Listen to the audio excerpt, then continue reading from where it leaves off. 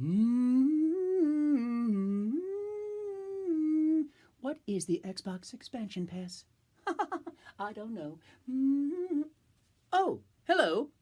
Greetings. I am 343 Guilty Spark, monitor of Installation 04. Greetings to all of you reclaimers here on Xbox Expansion Pass. Xbox Expansion.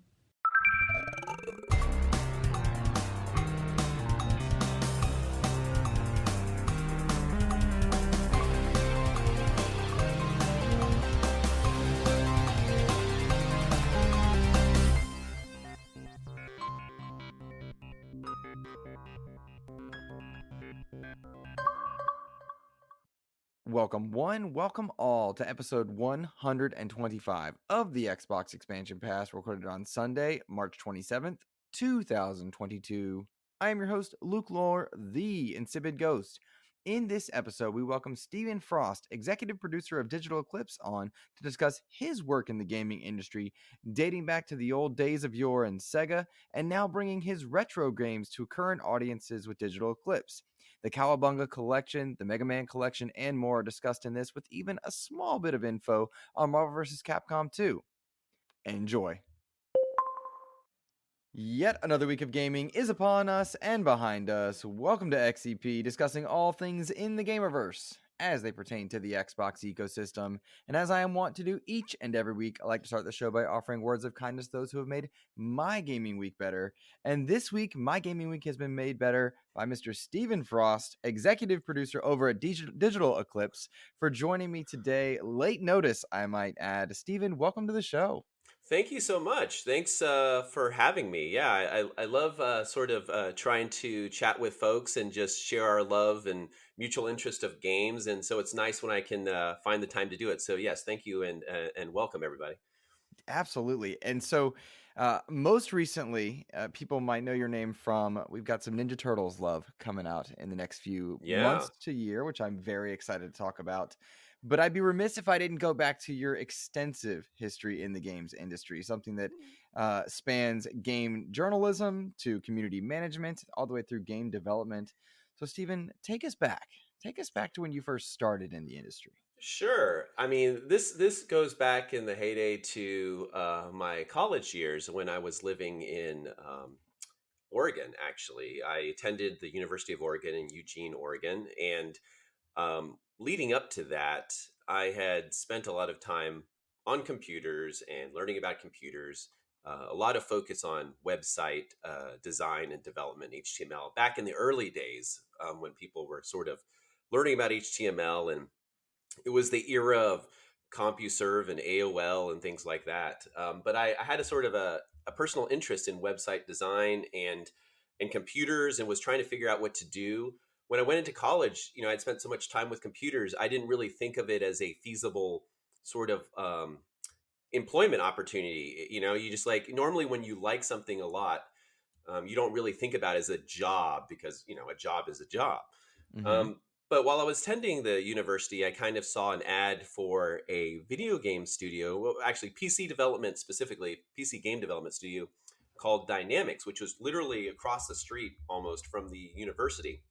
Mm-hmm. And for those who don't know, Dynamics is sort of a sister studio, or under the sort of the title of the Sierra brand, which is the classic company that made like King's Quest and Police Quest and all these classic Roberta Williams kind of games back in the day. And the Dynamics studio did things like Red Baron, and we were doing a lot of, it was the era of sort of transition to FMV kind of games, the big push towards like, oh my goodness, we can do full motion video.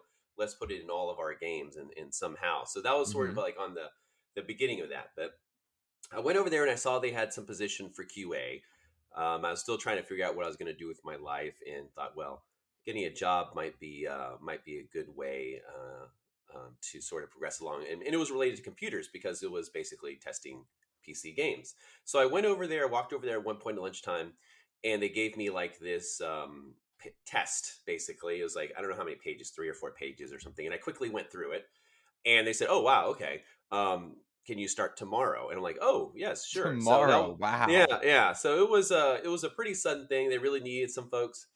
And so my first sort of official video game gig was QA on a game called Rama, which is based off of the a series of books as well, sci-fi kind of stuff. And it was one of those FMV sort of games where still background and human people being recorded and talking. And so that was my first QA kind of gig. And I just kind of went on there, and there was a few other games, Hunter Hunted and Cyber Gladiators, and things like that, and testing new hardware, and so it was really cool, and I really enjoyed it. I got a little taste of sort of puzzle design and a little bit of a taste of production, what a producer could be, Mhm. because I got to work closely with the teams and stuff like that. So that was sort of a fun experience.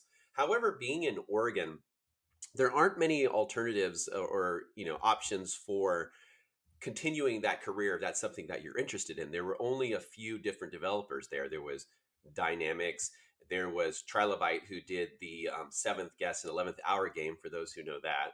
And then there was, I think it was GarageWorks, which is still around, which is another studio.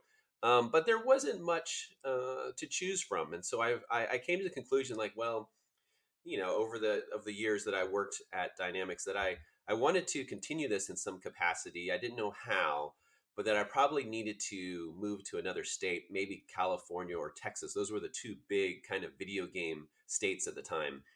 And To what year was this? Like ballpark it. It's like, well, later when I was really serious about moving on, it was about like 96, I think. Okay. So, so it was that sort of the heyday there. It was the .com kind of, big era, and a lot of the technology and video game stuff was happening in California and Texas. And so I interviewed at a variety of places across both states, but it was difficult because at the time they're like, oh yeah, we love your background, we love your knowledge of computers, we love your experience at Dynamics. But they were more focused on hiring internally where they were, or within the state at least, right? Getting someone to come from Oregon was probably not feasible from their perspective. So nothing really sort of panned out until I happened to start applying to alternative things for video games, which was like places like Imagine Media or Slash Future at the time, which did video game magazines and Mhm. websites. So this was during the big heyday of video game magazines. Websites were just starting to come to fruition, right? They didn't have like the clout that they sort of do now with the passing of magazines. Magazines were the thing back then. And so just through this sort of back and forth discussion with multiple people at that company, they came to realize, like, oh, he can write, and he also understands website design and knows how to code HTML. And so I landed eventually a job there as a webmaster for the Ultra Game Players website, which was matching a magazine at the time, which used to be Game Players, but then sort of transformed into Ultra Game Players. So I came, packed all my stuff up and moved to the Bay Area in California to sort of start writing about games. And I was on there doing that, and also helping with magazines and other websites like Next Generation Magazine website to either write stuff for it or contribute to the website. And I did that for a while and really enjoyed it and learned a lot. And then I had an opportunity. The editor in chief of Ultra Game Players, Chris Slate, who now actually works at Nintendo in Washington. He's a huge Nintendo fan. He came and sort of asked me, well, we're starting up a PlayStation magazine. Do you want me to help start up a PlayStation magazine? I said, oh, yes. That's sort of phenomenal. For those who sort of care, though, when I left to go switch to PSM, which is within the same company, I was actually just starting to help sort of figure out what would eventually become the Imagine Games Network, or IGN, that people know now. Right. So back then it was all separate sites. It was like Saturn World, PSX Power. I can't remember what the N64 website, but it was it was like separate kind of splintered sites with individual staff. Mhm. And we were now thinking about, like, okay, how do we connect these together, brand them similarly, and start to unite everything, right? So this is sort of like the early stages of that. Mhm.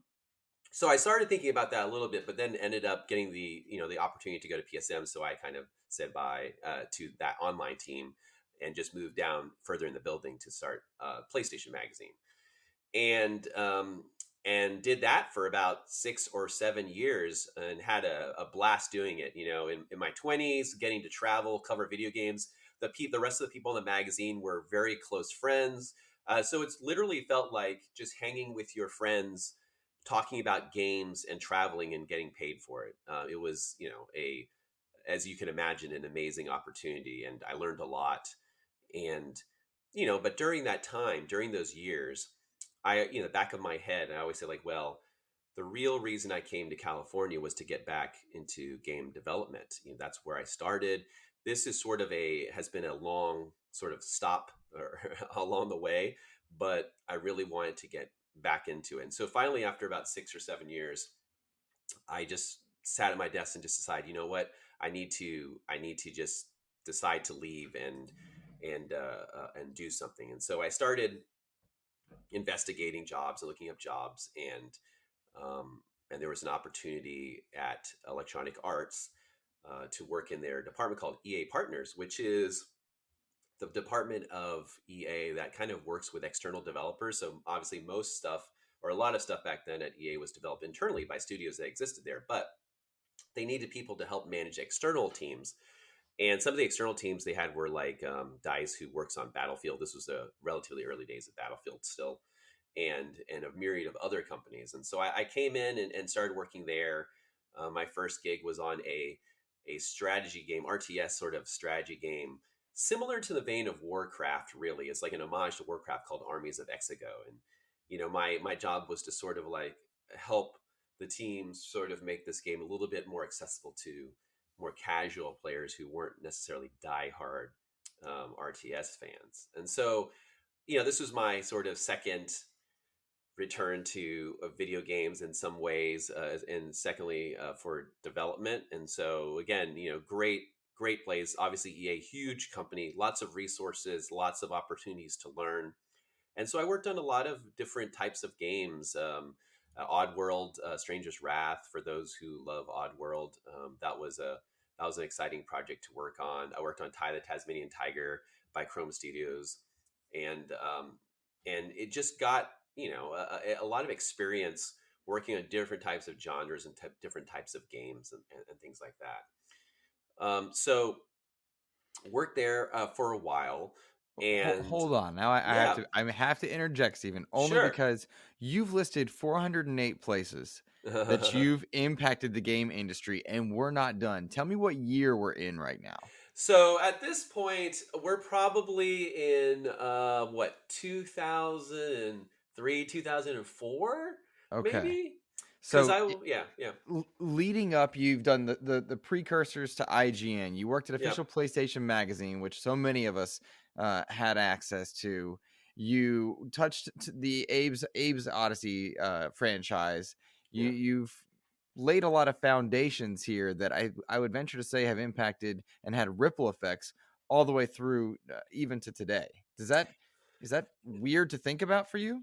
Yeah, I mean, it is great, but I will correct one thing. Sorry, I wasn't at the official PlayStation magazine. I was at the SPSM, which was an unofficial PlayStation magazine, which was a sort of a rival to the official PlayStation magazine. Got it. So Got it. I'll poke at them a little bit because I know those guys well. But we were the number one, basically, PlayStation magazine, pretty much, I think, in the world. We had a very huge circulation, and it was always this fun sort of poking back and forth between us and OPM, which was the official PlayStation magazine, Right. Okay. Okay. for quite a few years. Ironically, at the tail end, many years later, shortly after I kind of left a bit, PSM actually got the official PlayStation license and then became the official PlayStation magazine after I left. So it was kind of this weird full circle kind of scenario, but um, yeah, it was a great, had a blast there at EA again. Learned a lot of stuff, and got to see what working at sort of a bigger publisher with all of its resources and money could do. And that was a very big learning experience for me. And again, I worked with several people who I still talk to this very day, who taught me a lot, and really gave me valuable insights to just game development in general. So at that time, like I said, I worked there a few years. I'm thinking it's probably like 95, 96 at this point. And I had this opportunity to go over to Activision to work on Marvel games. So there was a studio in Foster City called Z Axis, which originally was sort of an extreme sports studio. They did like inline skating and some other stuff that were sort of more of like, extremes kind of sports stuff, not your typical stuff. Mm-hmm. And they were being sort of redesigned and remodeled to start to work on Marvel games. And my boss at EA at the time went over to sort of manage the studio, and even now and back then especially, I've always been a big comic book fan, right? And love Marvel, and I would have loved to work on a Marvel game. And so eventually went over there from EA and started working on it wasn't quite the Wolverine game that came out, because it ended up moving over to a new studio. But we started the process of creating a Wolverine game for Xbox 360 and PlayStation. Mm-hmm. And it was, sort of, from my recollection, kind of the first big budget attempt at making a Marvel game. And so it was really exciting time, and just the amount of thought and the talent that we brought in. We brought in folks from we hired people from the God of War team. There's a God of War team, and there's just so much amazing like energy and talent. And that was a really exciting point for me, from the standpoint that it was, ever since sort of Dynamics, it was my really first time on a development team directly working on games, right? And helping to design games.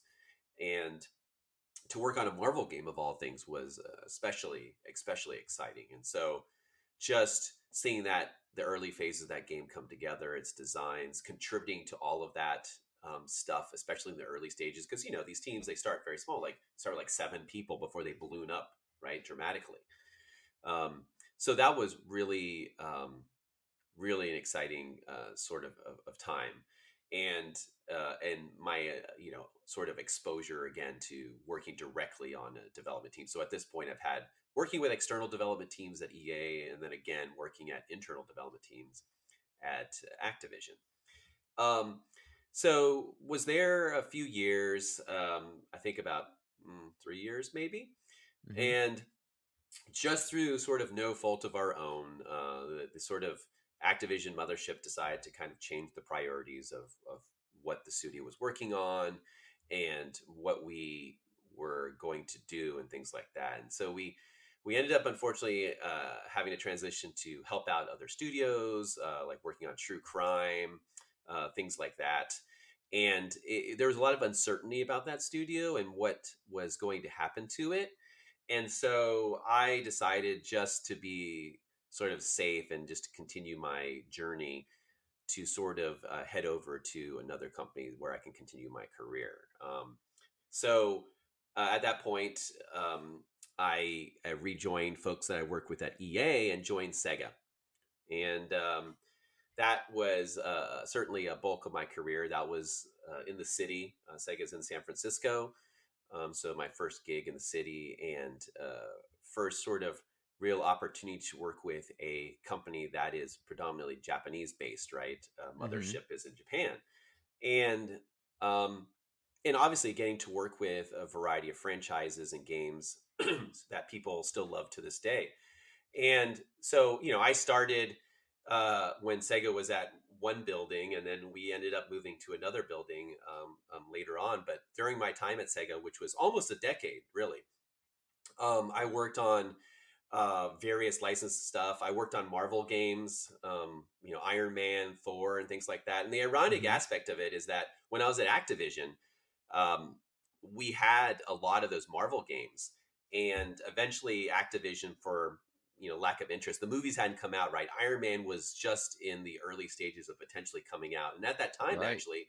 actually, that at the time had Tom Cruise associated with it. So, well, all the theories now jump into that. So there you go. Yeah, it was a weird sort of scenario, and And then I think, from my understanding, Tom Cruise decided to sort of step away, and things fizzled out a little bit for the movie. And so I think Activision, from my understanding, kind of let their license, their timelines kind of expire. And at that time, I had moved over to Sega, and then Sega saw that as an opportunity and ended up picking up the license for Iron Man, Hulk, Thor, and all of those kind of first wave of Marvel movies, right? And straight up, And I love that Iron Man game you're talking about. That was one of my favorites, and I've got the Captain America one oh sitting on yeah, my shelf right now for my 360. yeah. And yeah, those were. I miss old license games. That's one of the questions we have because there was something special about them.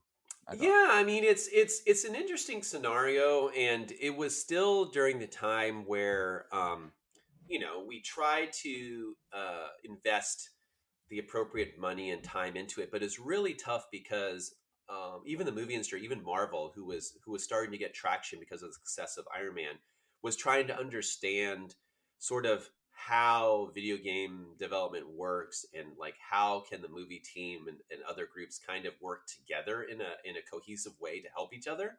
So it was kind of a learning curve a bit, and those schedules, as you can imagine, because they have to hit the movies, are very tight. You have to work very fast, and Mhm. there isn't necessarily an opportunity to sort of iterate as much as you'd like on some of the gameplay. So you kind of pick a couple things that you want to sort of focus on, and then Mhm. you kind of just put all your energy and your time into those things, and sort of hope for the best. But yeah, I worked on sort of myriad of that stuff. It was great. For Thor, I got to demo the game for Tom Hiddleston and Chris Evans at Comic Con, which That's was a cool. very great. And like, to their credit, it was normally, throughout my career, I've demoed for various celebrities or folks, and I will point out to them that they really were not only friendly and nice, but showed genuine interest in the game and Mhm. asked about how the buttons work and how combos work, and things like that, and actually spent a good amount of time actually playing the game. Though Hiddleston was actually jokingly upset that, like, he wasn't a playable character in that game. And it was That's just fun. Chris Evans. But it's great to sort of show these games to the folks that they're kind of based on to a degree, and have them excited about it. Not only that, but also show genuine sort of enthusiasm for it. So that was a really nice moment at Comic Con, and progressed along, and did a variety of other Sega IP like Shinobi. We did a new Shinobi game, which was well received and very, very challenging. You mentioned Phil Theobald, I think, earlier, Yeah. and he actually contributed to that. He was a writer on that game. Um, By the way, the listeners, that's Phil Theobald of Player One Podcast, Yes, the yes. voice of the devil, indeed. Though I will say this, I feel really bad because even though he wrote, we and it was I'll take full responsibility for this. I forgot his name in the credits. I felt so bad. But there was so much going on, and he was an external contractor, right? He didn't work at Sega at the time, Uh-huh. and I just zoned out and forgot about it. I eventually like wrote a website apology to him on the Sega website. Yeah. But I just felt bad, and I'll say this to Phil if he listens. Phil, I still think about that, and I'm so sad about forgetting you in the credits. He's fine with it now, obviously, but it was just one of those. I'm like, oh my gosh, I cannot believe I forgot that. So apologies, Phil. Um, Nice. so continued that, and eventually got my foot in the door and starting to work on our fabled Blue Blur Sonic the Hedgehog, right? Mhm. And started out helping a little bit on this was the era of the Wii U, right? And so Sega was big into the Wii U and supporting it, or trying to support it with stuff, and trying to do exclusives and things like that. And Sonic was, for the time, starting to be sort of exclusive to Nintendo platforms, um, like Lost World and things Mhm. like that. So um, sort of started around that era, and then predominantly focused on our sort of Sonic Boom initiatives.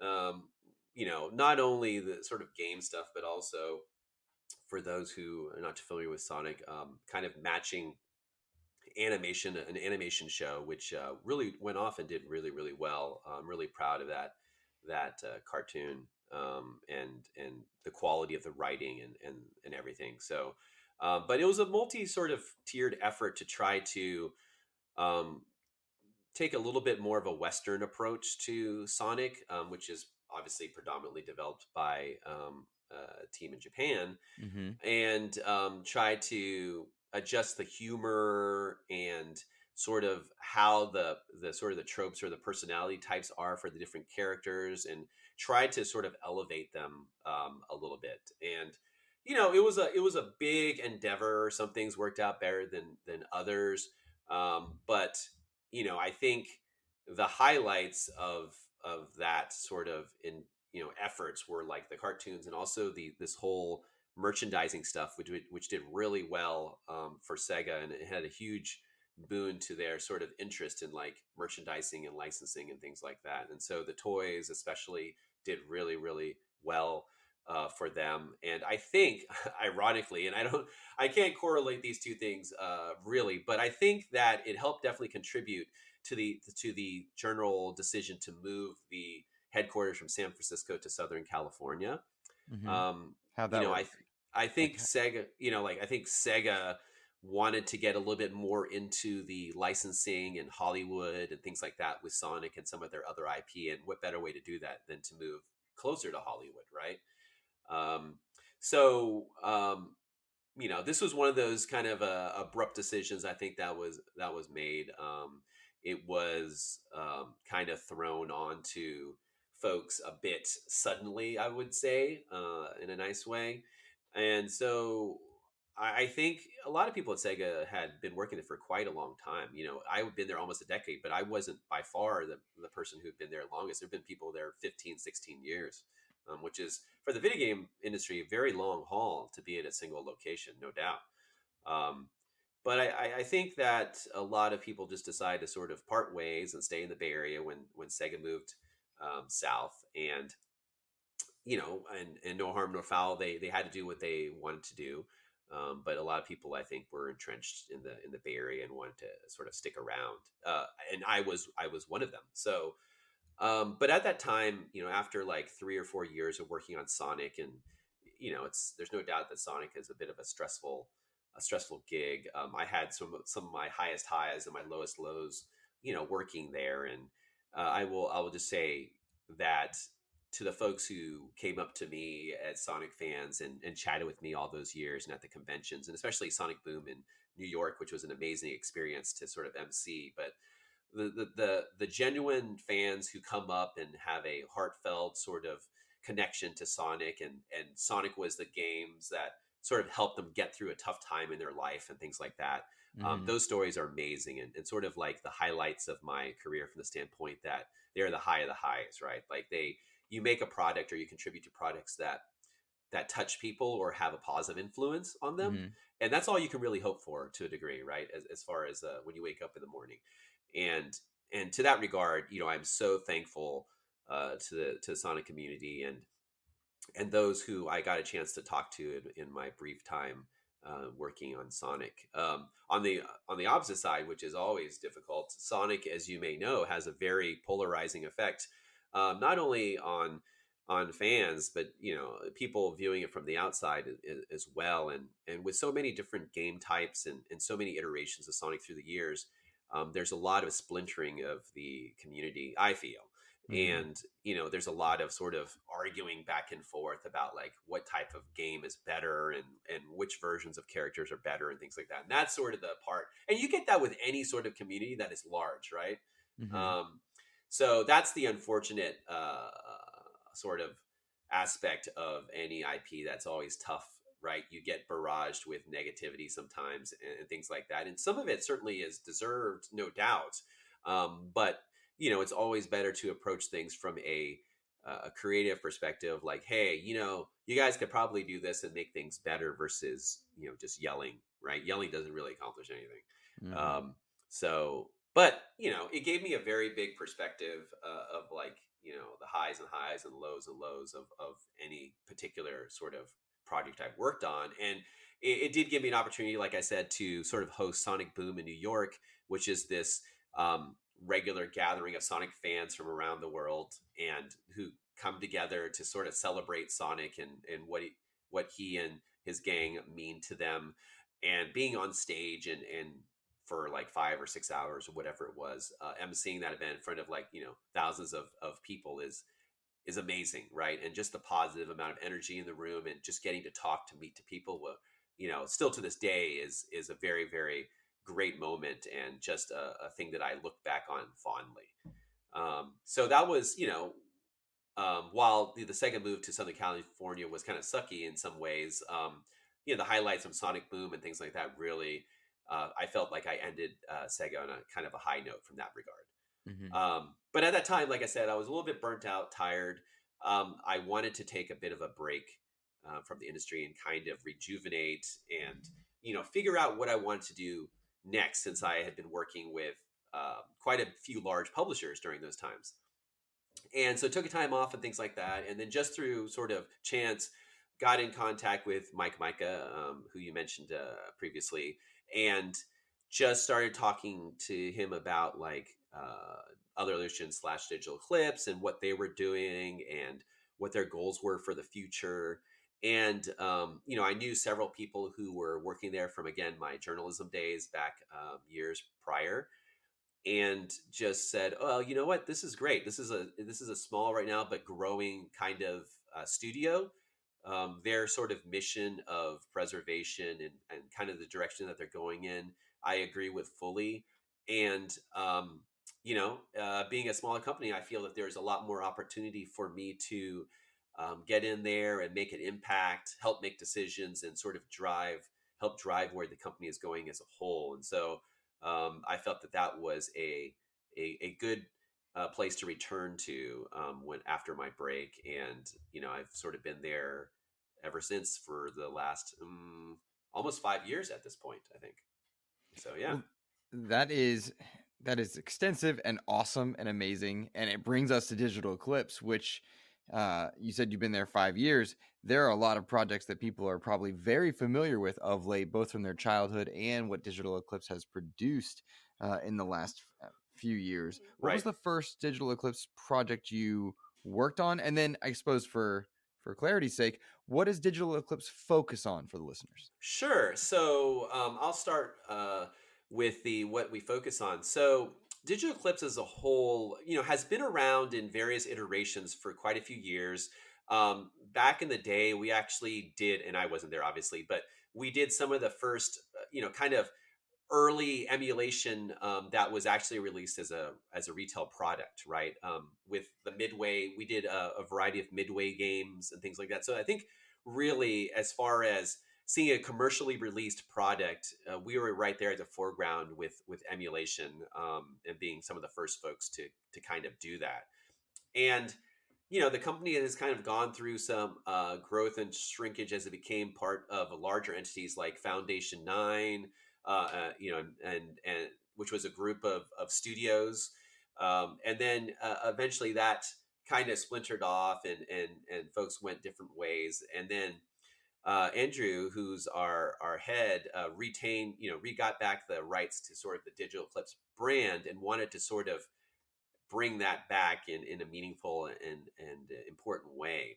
And the first project that we sort of the resurgence or rebirth of Digital Eclipse, and I kind of compare this to sort of like Little Mermaid a little bit for from Disney terms. A lot of people, this is a weird analogy, but a lot of people feel that like Little Mermaid was the start of like this new generation of like Disney, right, animation, and like its growth to like become a hugely successful company and stuff like that. It's like a different style of animation, and it kind of grew from there. And so I felt, I personally feel that like Mega Man Legacy Collection, which was our first sort of big release with Mm-hmm. this new Digital Eclipse, is kind of our Little Mermaid from the standpoint that it helped to define what our goals are, and what sort of products we want to release, and what we plan to do for the future. And really, fundamentally, from our our hearts and sort of our daily goals is to sort of help in some meaningful way, kind of the preservation of a lot of these games that tend to disappear, right? And not only that, but to help educate people about games in general.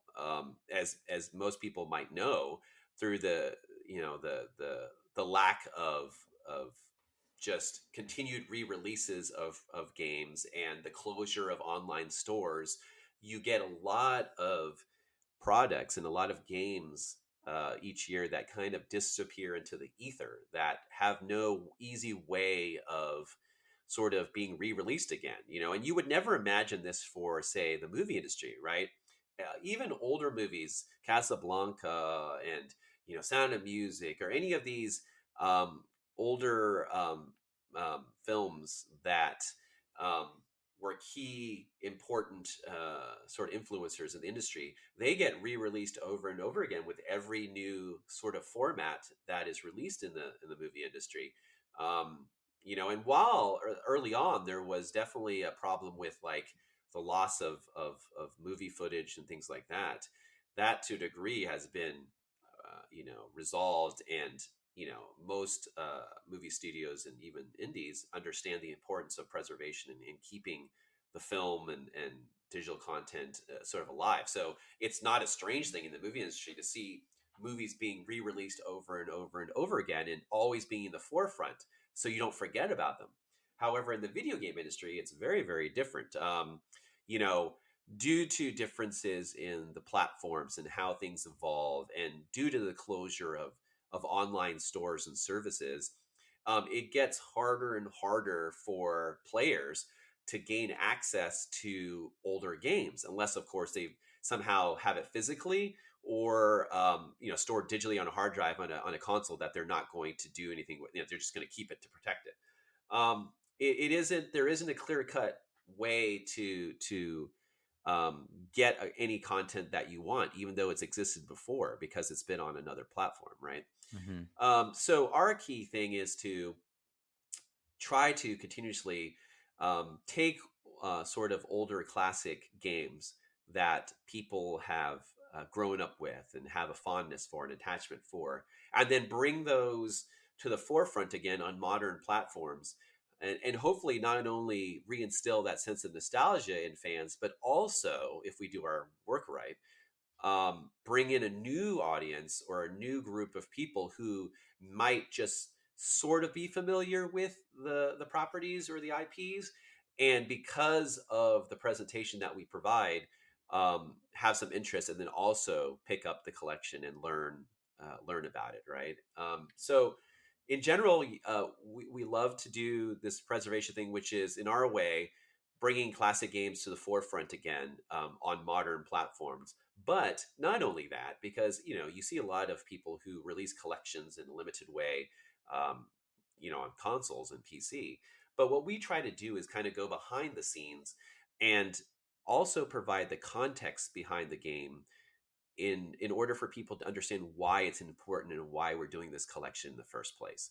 And for something like Street Fighter, which was my first collection that I came into Digital Eclipse to work on, the Street Fighter 30th Anniversary Collection, that's sort of more obvious. Street Fighter is a very, very popular franchise and known by millions and millions of people.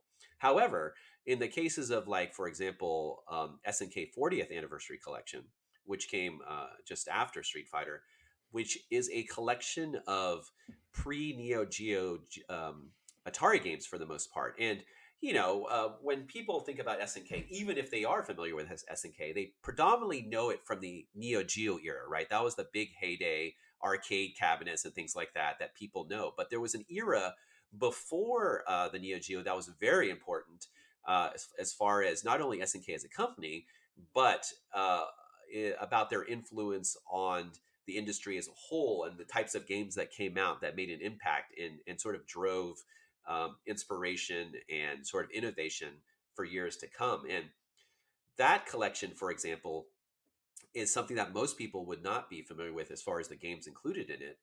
And so, being able to go out and find the motherboards for these, the PCBs for the arcades, and get them working under accurate emulation, and provide insight into why these games are important, and why they deserve your time to sort of play and to understand, is kind of the secondary part of what we feel is important to do.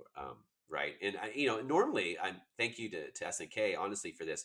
SNK 40th wouldn't normally be a collection that would be released. It's a very, when you say like, okay, we're releasing a collection of pre-Neo Geo arcade games, the number of people who would really be interested in that and pick that up is not a huge number of people. And so, and I think we went in knowing that, but both SNK and Digital Eclipse knew that it was an era that was important to share, and important to inform people about. And so, amazingly, we were able to get that collection together. And I think for the people who bought it, and I hear this all the time, that it's one of our favorite collections because it was so informative, and because it sort of took a chance as far as covering these games that people are most normally not familiar with, and isn't that sort of cash grab as far as like, oh yeah, we know this is going to be successful, let's do it. It was more of like, let's preserve these games because some of these arcade PCBs are very old. I mean, we're talking like 40 years old at this point. And we actually had to do a bit of like Indiana Jones archaeological exploration and going to Japan and tracking down who has these motherboards, and and then getting them so that we could do certain things. Like, for example, some of the games were some of the first to have digitized voice, like audio, right? And up to that point, no one had really captured the audio and the emulation of some of those games correctly, because really people didn't have access to those boards. So we spent a lot of time going out there and digging up the boards. And this is the thing that most people don't notice or see for all of our collections, because they just think, oh, okay, you got these games from the internet or whatever, you got ripped them from whatever, and you put them on a collection. But really, that's just not, a lot of work goes into like finding even the arcade hardware for this stuff and making sure it's accurate. So SNK 40th is really probably the only place that you can get accurate emulation and audio for quite a few of the games, like, period. Like, even with MAME and other things, like, that's the place to do it. So I kind of come full circle and say, like, even from SK 40th or the big things like such as like Street Fighter or Samurai Showdown and stuff like that, it's the whole idea of like preserving these games so that they're on your shelf and you have easy access to them again. It is sort of educating people on why these games are relevant or important, and it is to also hopefully bring in a new audience who might not have played these games originally, but again, because of our sort of informative museums and the quality of life improvements that we do, and the, sort of the care and the love that we put into these collections, obviously, hopefully, gain their interest as well, and it's a win-win for everybody. So that is sort of in a nutshell, sort of what I think the Digital Eclipse kind of focus is. And then circling back to your question, and I mentioned this earlier, but Street Fighter, I was brought in to work on Street Fighter 30th Anniversary Collection, which was my first release at Digital Eclipse. Mm-hmm. Okay. And I want to make sure listeners know Digital Eclipse, the Street Fighter 30th Anniversary Collection, the Disney Afternoon Collection, the Mega Man Legacy Collection that you mentioned, SNK 40th you mentioned, Samurai Showdown Neo Geo Collection, all these collections about bringing these retro games that were or are, depending upon where you are, were not available to so many people to play, letting them leap forward kind of into more modern gameplay eras, because as we know, many games are lost to time, either by way of control scheme with certain types of controllers, or code goes away or licensing fades away. So it seems to me that Digital Eclipse's mission is to make sure that gamers in a more modern age are able to go back and play games as they were played, years ago, and with improvements as well. Right. Yeah. I mean, that's definitely the way to go, and I think part of that process that is a win-win, I think, for everybody, is that during sort of the explorations and sort of the what I call the Indiana Jones-esque archaeology digs that we do with each collection is that we come across stuff that may have not even known to exist or fade to the wind. And the example I give of that is a game, the Samurai Showdown Neo Geo collection, which includes a version of Samurai Showdown 5 called Perfect at this point, that most people did not even know existed.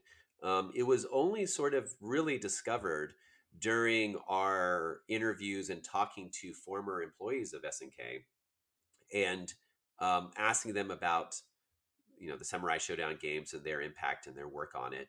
And through these discussions, we kind of came to this discovery that there was a version of that Samurai Showdown 5 that was kind of demoed or put out for public for like maybe a day in an arcade in Japan as a test, and then after that just sort of disappeared. And like I said, most people were not even aware. We certainly weren't aware of its existence as far as like it actually being finished or anything like that. But through these interviews, we discovered that one of the people on the staff actually not only had worked on that, but also seemingly had the game on a hard drive somewhere at their house. So we're like, wait a minute. And it was sort of brought up in a sort of a semi-casual way. And then I kudos to our team who were there interviewing them, came to that realization, like, wait a minute, what did you say? And came to this conclusion that, okay, this is something important. And we continued to dig and work with SNK to explore it further, and found out the whole backstory of it and how this version of Samurai Shodown 5 was basically complete, didn't go anywhere. And so we took that opportunity to not only take that game and finish out some stuff, but also get in the English story, finish the English story because it hadn't been fully finished at all, and then include it for the first time ever in a collection and for people to play. So part of our journey, as you said, and our focus is to bring these older games to sort of modern platforms and sort of modern gamers and also retro gamers. But during that time, it's to dig out things like Samurai Showdown 5 Perfect that we didn't even know existed, and would have been gone. Like if the dominoes hadn't lined up properly at that moment, it's easily a fact that would have been missed, and the world would have never known anything about Samurai Shodown 5 Perfect. But just because of the chances of us working on it and the time and the situation, now we have a new version, and theoretically the last Neo Geo game ever released publicly, right? We have that out. So those are the wins and the joys that we have. And we may not have a lot of huge wins like that all the time, but with every collection there are discoveries and interesting stories or interesting art or background materials that have never been seen before that we are able to dig up. And being able to share that with the public and especially fans is really rewarding, and hopefully will help future people. Like 20 years from now, you're writing a story about SNK's pre-Neo Geo era as an example. You can refer to our collection and all the information there and use that as a guide of sorts to what these games were and why they're important. And so hopefully that is the case, and we can continue to educate future generations and kind of pass along that knowledge. That's brilliant and wild to think about the different kind of projects you guys find that only exist now on people's hard drives or kind of in scattered different places there. We had listeners write in a couple questions, and I wanted to piggyback on them as well. Sure. Given that you guys have to work with different console manufacturers, some still current, others long departed from our gaming industry. And one of the questions came from Mr. Babbitt, who hosts a PlayStation show. He wanted to know, do you see PlayStation or Xbox streaming services as a good way to step in and help with game preservation? And with your work, I know you guys do some things with netcode to make sure that games are able to be played online, those that were not originally intended to be. Right. And is there a single thing that any manufacturer, PlayStation, Xbox, Nintendo, could do to better preserve games? Because I think from the outside looking in, mind you, from my perspective, I see Nintendo absolutely trashing their own libraries, not making them well available. I see Xbox, who arguably has the weakest of the three legacies in first party, doing the best job at preserving games and making things playable. And PlayStation's kind of in the middle. Does that line up with you? And is there something they could do better? Yeah, I would agree with you there, no doubt. I think let me start at the streaming question first, and I do think that to agree, while most companies or a lot of companies have had problems uh, basing things on just a streaming platform for games, right? You had Microsoft's attempt early on live stuff, and you've had Google with Stadia, and now you have Amazon with Luna. There's no doubt that a lot of companies are attempting to sort of do that approach. And I think inevitably at some point that will work when everyone has, when the whole country and the world has like the internet capacity and speed to do it, right? Because your experiences with those kind of streaming services will vary depending on where you are, even in the United States, right?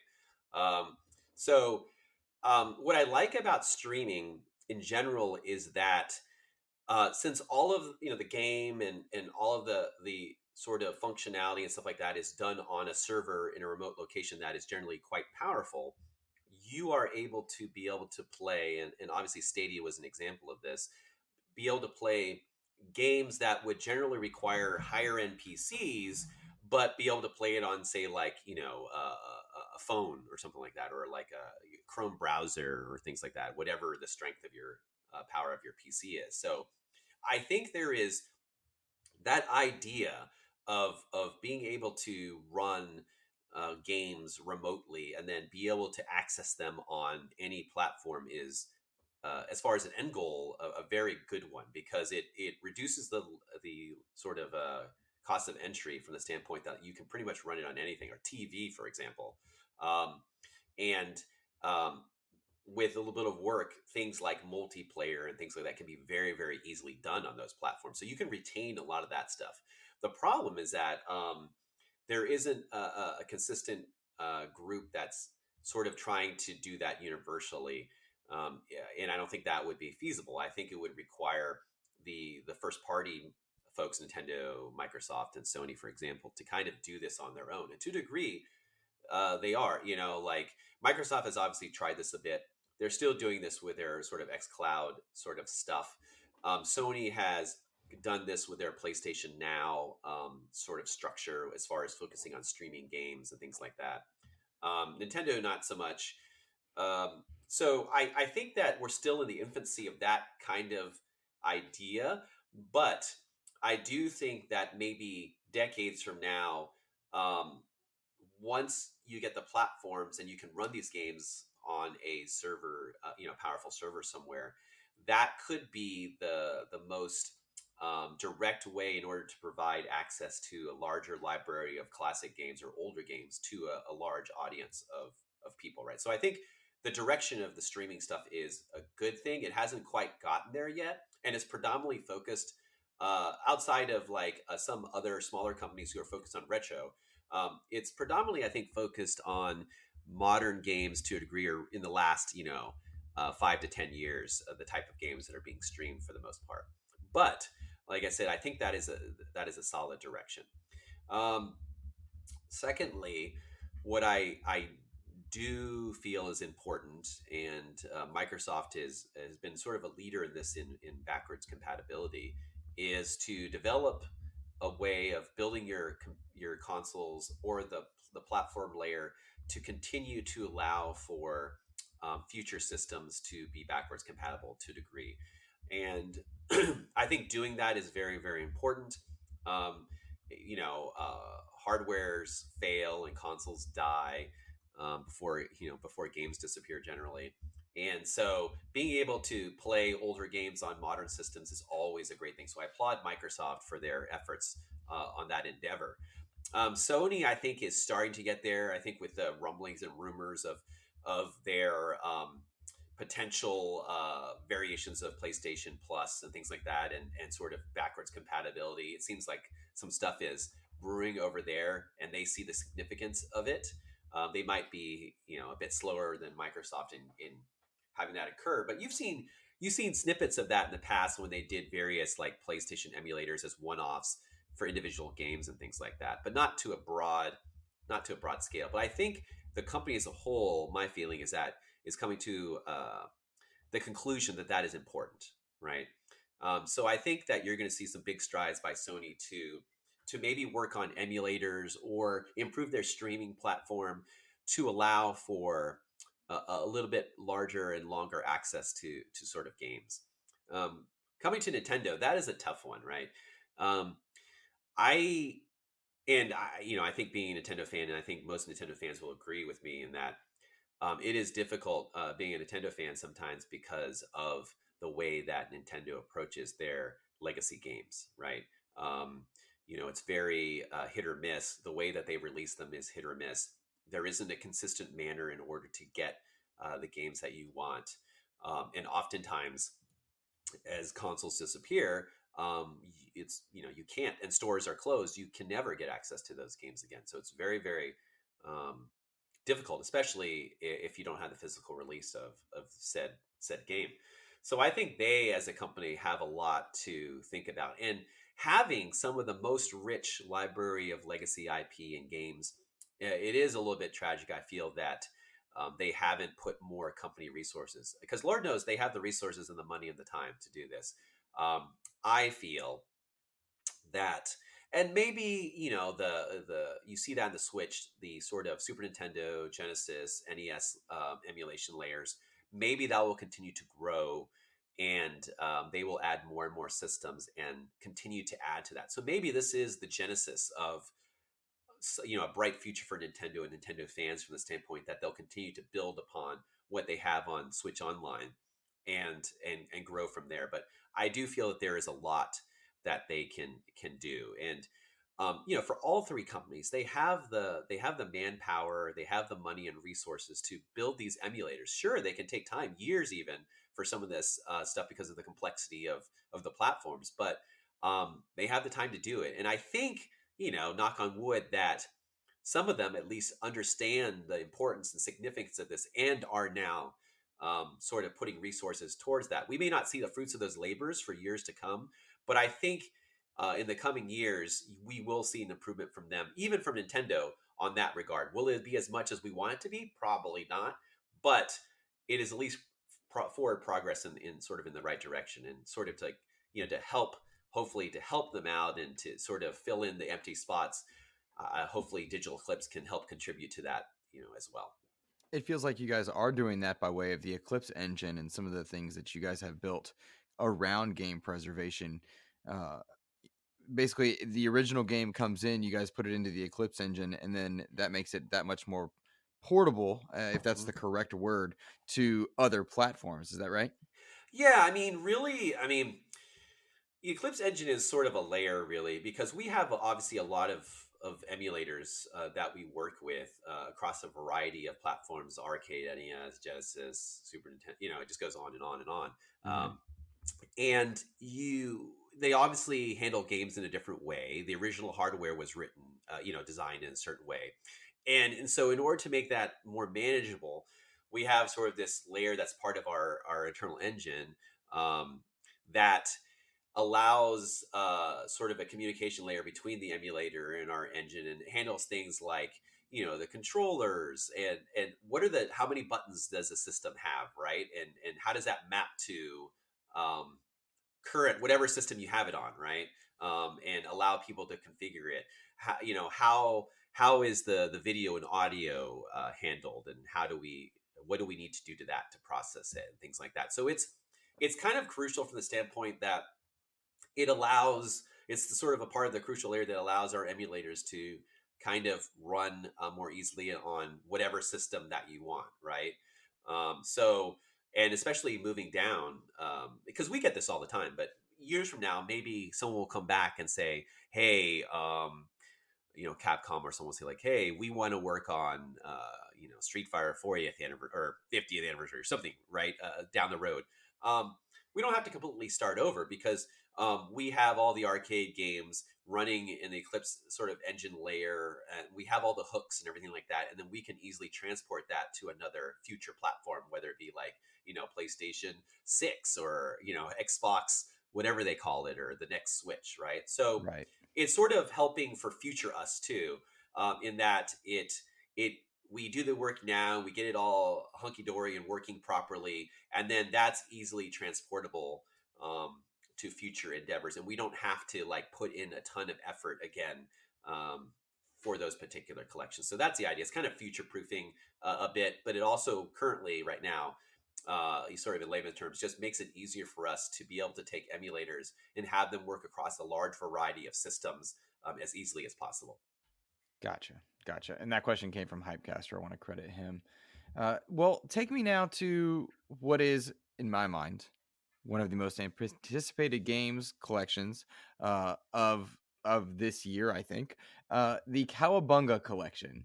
Right. That is so exciting. The return of the Ninja Turtles in their oldest form, some of the best Game Boy games, arcade games. Tell me a bit about this project and how it came together. Who approached who?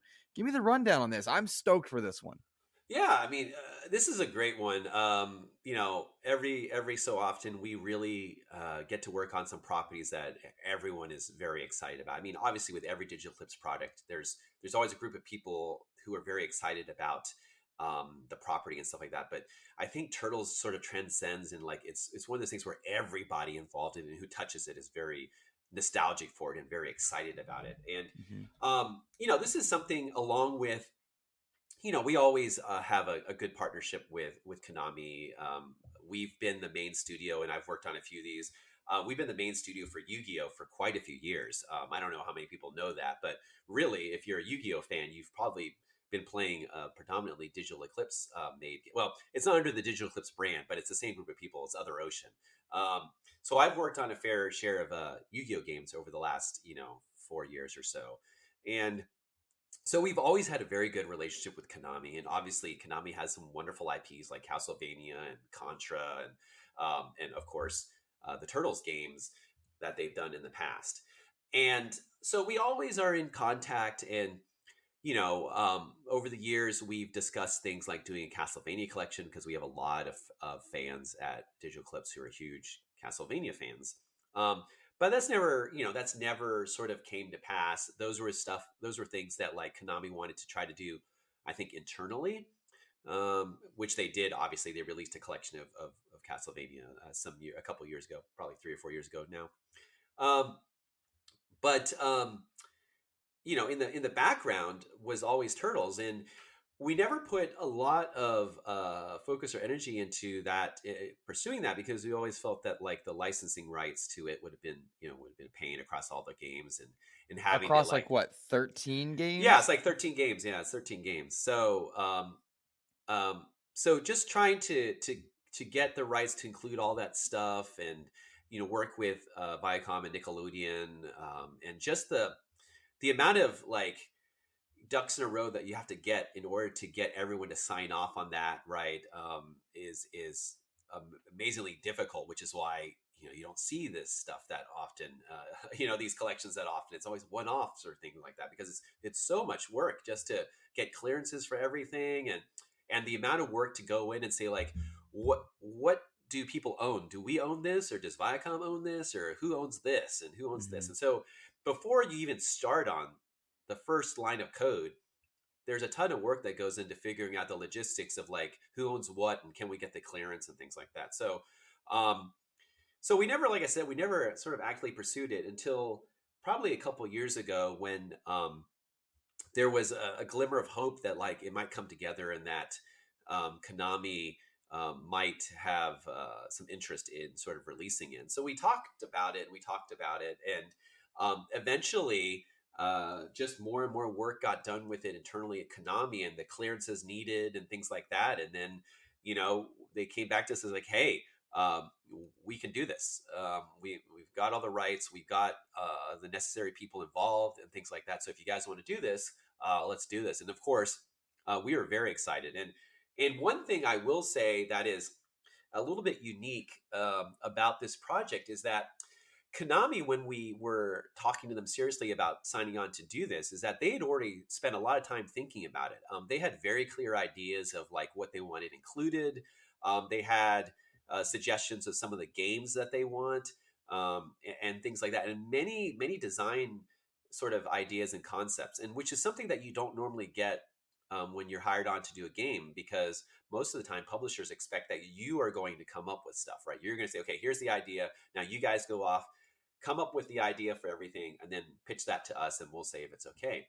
But there's no doubt that there was already some love and interest in Konami with this, and people had put thought down on paper.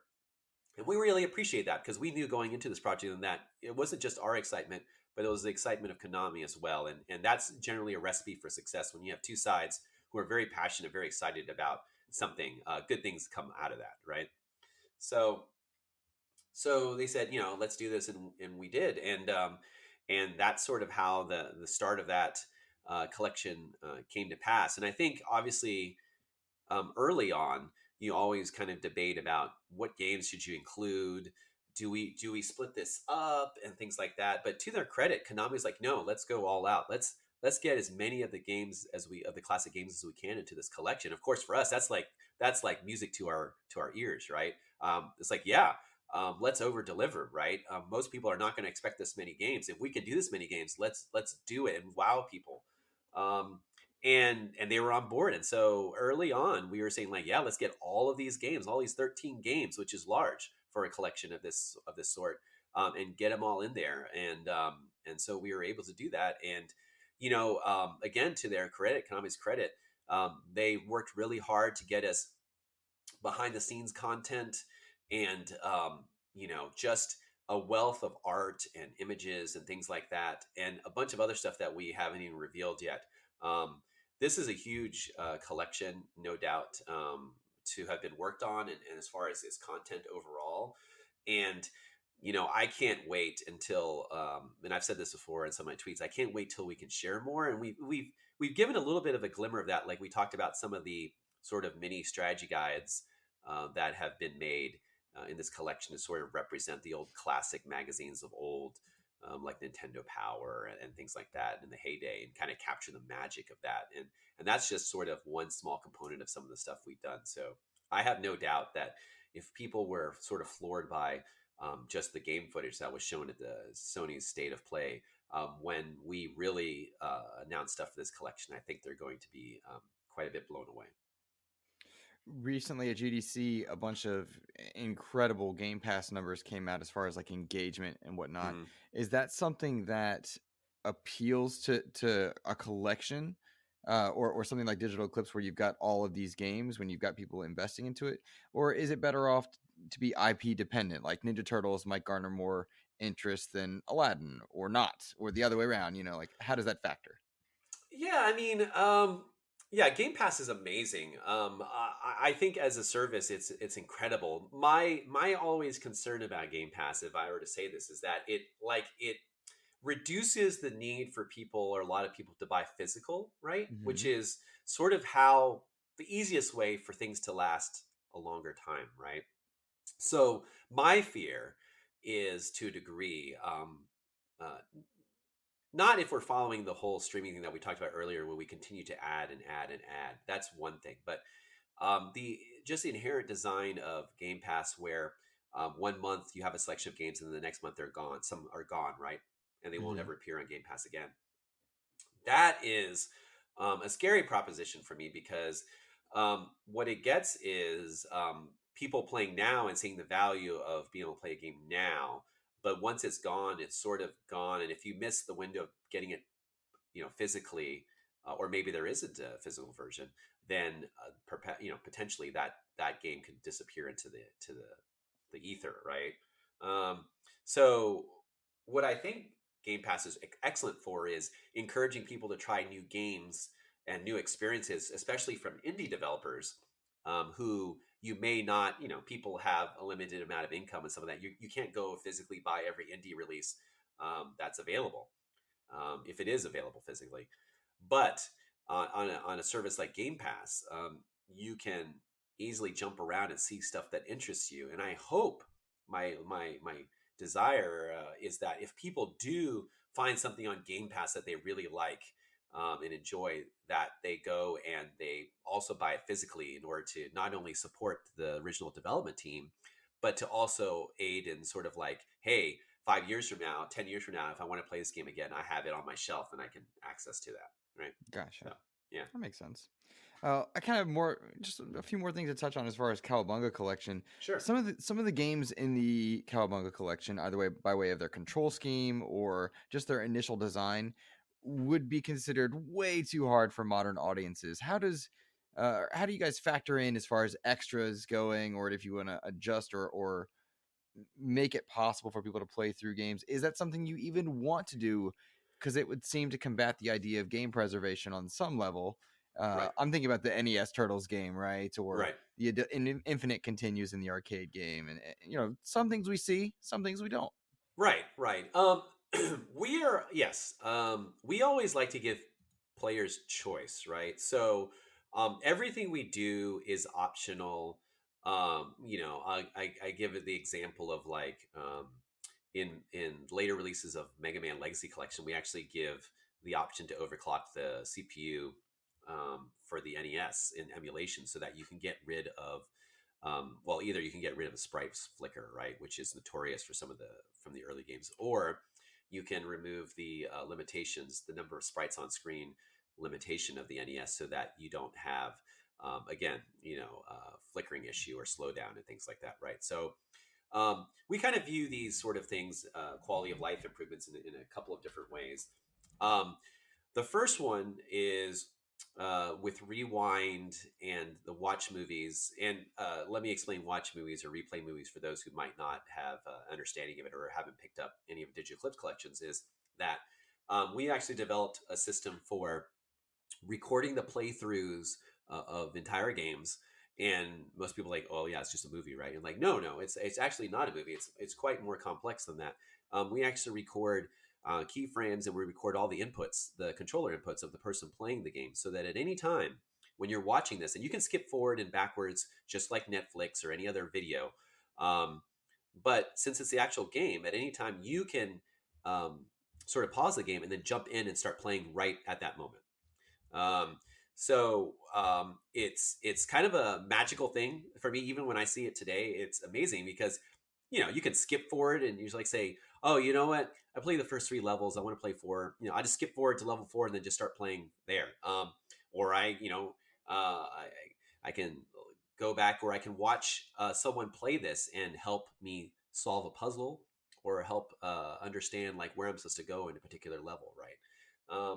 So we feel that those things are very, very important from the standpoint that like you don't have to use them if you don't want to, but we also want people to be able to enjoy and experience the whole game as the original developers intended, right?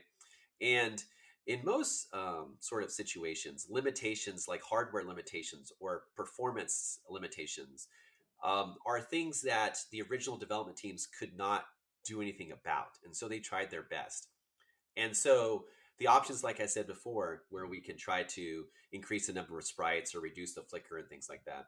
In some cases, let me just clear that, like, people designed games back in the day to account for that stuff in clever ways, right? But most of the time, the hardware limitations on any platform are just an annoyance and detract from the overall experience that the original development team are trying to do. So we try to provide options in order to more fully realize what the the goals and desires of the original team were doing. So that's where some of that stuff comes in. The other stuff like Rewind and the watch movies and things like that hopefully allow a larger audience or a number of people to fully experience the game and as a whole, and not get stuck, right? And just say play like the first 2 hours and just say, oh, it's too hard. Because the really the joy and the magic is is to see the whole experience, right? And take in the whole game. And so that's how we kind of view this stuff. And the process for coming up with these sort of features and quality of life improvements sort of happen organically with each project, because we think about like we think about like what is important and what are the goals of the project, and what makes sense, and that's how sort of it derives from that stuff. But the key thing that I want to put here is that all of this stuff is very much optional, and if you want to sort of play the game in its original aspect ratio and resolution with no borders and no fancy filters or anything like that, you can. You can absolutely do that. We will never ever knowingly force a player to play a game in a way that is not indicative of the original experience. However, for those that want to, we have a whole plethora of options and features and things like that, that hopefully will aid and improve your experience of playing these titles. So I have two more questions for you. Sure. One is a bit tongue in cheek, the other perhaps less so. We, I'm gonna be careful here. One of the things that garnered a lot of attention for Digital Eclipse a few years ago was a campaign that brought awareness to the idea of bringing other games from days of yore back. And Marvel vs. Capcom 2 got a lot of traction on that Right. one. And it brought up the idea of games being lost to time and Yes. whatnot. Is there anything you can say on a title like Marvel vs. Capcom 2 or others that might be down the pipeline for Digital Eclipse?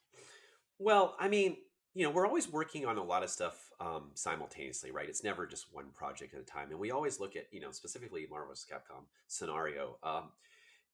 We try to do our part to get people to talk or to bring awareness to things like that, and try to get people, especially with Marvel vs. Capcom as an example.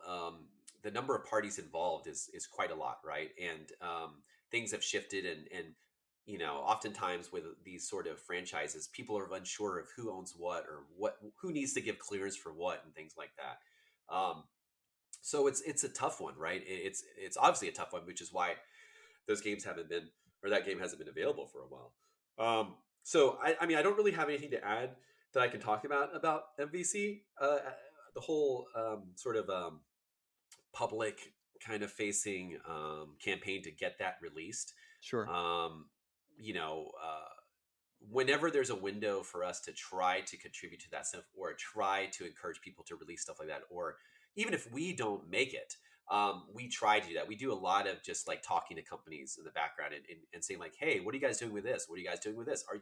Do you know that there's an interest in this in the public? And oftentimes, companies are not even aware that that they have value in certain properties that they have, right? They're kind of oblivious to it. So we all the time in our conversations have to say like, do you know if you were to release X, like how successful that would be? There's such a fervor about it. They're like, really, right? Not that that's the case with Marvel versus Capcom, but I just say it as a general point. Sure. But Marvel versus Capcom is a tough one. Like, would we like to be involved in that in the future sometime if the opportunity arises? Yes.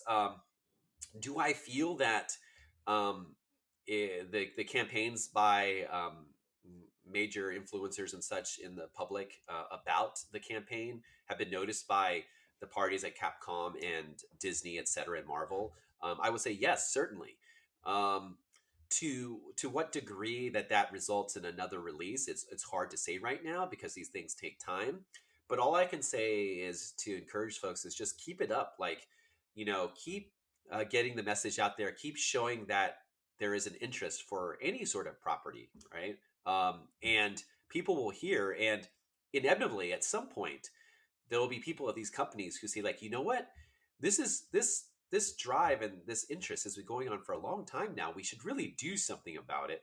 And then something magical happens, and hopefully there's a spark that starts. So Gotcha. who knows? But I say don't be silent, be loud, and make your interest known. And at some point, hopefully it will, like I said, generate a spark that results in something cool. Excellent. Excellent. Great to hear. And I'm sure a lot of people will continue to make their voices heard. My final question for you, Stephen. We saw the Cowabunga Collection at the State of Play. A lot of people are excited for it, including me. Pre-orders went up on Amazon. I don't think they're on digital services yet. When could we expect kind of to find out more, ballpark? Or if you can't say that, where should we be looking for when that news does come down the pipeline? Right. I think and I don't want to put words in Konami's mouth, but I think they're still sort of figuring out how to best roll out more information about this, right? Quite honestly, I think we all expected that this was going to resonate with people and be a success, but to the extent that it has, I mean, I was blown away by the amount of positive reception and just excitement about this property. And you always, when you work on this stuff for a while, you always are hopeful. You're always thinking in the back of your head, man, I hope people like this. I hope people get excited about this. But the sheer positive response that we received and Konami received was staggering. So thank you for everyone who sort of reached out. It made us feel really good. These projects are never easy to do, especially when you have so many games and so many moving parts. So it means a lot when people express their excitement for this stuff. So thank you, thank you, thank you. But I think, quite honestly, that level of excitement has caused us to sort of step back a bit. It's like, oh wow, okay, there's genuine, like, a lot of interest about this. What is the best way that we can share more information with people and continue to get them excited? Because there's still a lot to share. And so I think we're at that stage right now where Konami is sort of figuring out, okay, what is the schedule for this? How do we unveil more to keep fans excited and learning more about the product? And when do we announce sort of the release date? So I think that there is no answer to like when those timeframes are quite yet. I think they're working on it right now. That's my sort of guess. And so, but I would expect in the near future that there'll be sort of another wave of information and another wave of information, no doubt. So just stay tuned. You know, we'll be on our Digital Eclipse sort of social stuff. We'll be sharing it. I'm sure Konami will be sharing it, and Nickelodeon and everyone else. So just stay tuned to that. You know, I do want to say wholeheartedly thank you for everyone's excitement about this project. We can't wait until everyone gets a chance to sort of play it and see all the other cool stuff that we have included into it. But just hang in there, and you know, I'm sure more information will be coming in the near future. Stephen Frost, thank you for your time. Let people know where they can find you. Sure. I am on Twitter at Frostman007, and that's probably the best place to sort of find me. And then, of course, we have Digital Eclipse of various accounts, Digital Eclipse on Facebook and Twitter. Just search us out and please add us, and we'll continue to update people on the Cowabunga Collection and other collections that we are working on as soon as we can talk about them. But I will say that 2022 is a busy year for us. It will probably include probably some of the most number of releases that we have as a company, especially going into 2023. So if you're excited about sort of what we do in the collections that we sort of release, definitely stay tuned because we have a lot of stuff in the works.